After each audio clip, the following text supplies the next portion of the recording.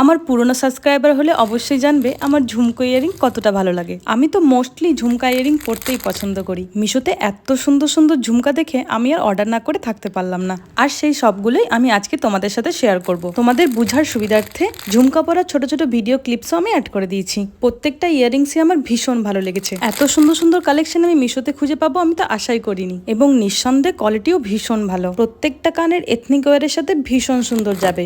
আর সামনেই তো দুর্গাপুজো আসছে, পুজোর জন্য শপিং তো আমি শুরু করে দিয়েছি।